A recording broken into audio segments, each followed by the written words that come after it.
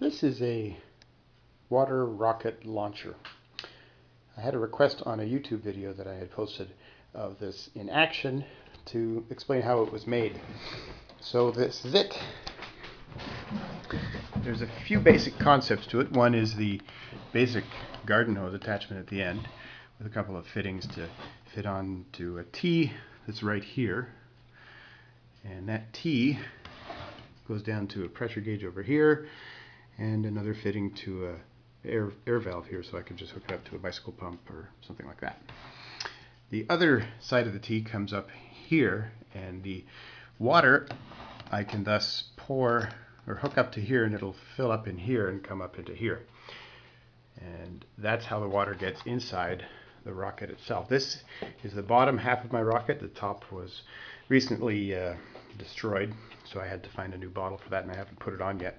The way that I make these two bottles connect is I have drilled a hole in the bottom of both of them, and then from a lamp repair kit, I found a hollow bolt, and I got a very long socket extension and put that through the bottle, connected it on there, and then with the other bottle on top, put them together and tightened it up, and I had like 3 feet of socket extensions working at the same time.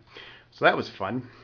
The way that the rocket itself fits on is it goes over this pipe here, and as you'll see down here, in there, if the light can catch it, there is an O-ring just below the tip of my finger that's in a groove that was carved out with a lathe just to give it a airtight seal.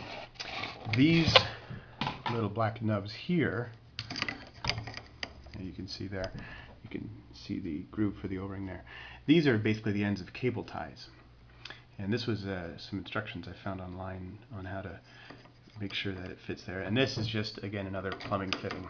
So as these are pulled down over this, and there, slide the bottle on top, and using the little lip here, the cable ties go over top of the lip like that. Again, I hope that shows up well here.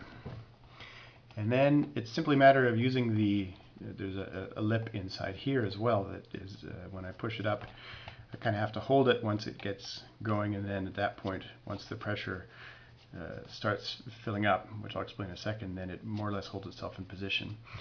And then once it is ready to go, I simply pull on a string that I've attached to it here, which pulls it down, and the pressure at that point is in there. Now the way the pressure gets in is obviously through the air here. So after I fill it up with water, I have the valve open for that part, and once it's filled, I'll close the valve, and then I'll start pumping air in. And so I would usually fill it, and again, remember there's 2 bottles on top here, right? I'll fill it up to about here with water, and then start pumping air, and you'll see air bubbles come up here as the water gets cleared out of the tube. And once it's pressurized with air, I usually take it up to about, I don't know, 60 or so psi. And you experiment with that based on the strength of your bottles and size of them and all that too. Then the pressure is in there, you pump it up, and then just pull the release. You get a terrific sploosh sound, and the thing will go flying up in the air, not in my dining room obviously. So that's how it's built.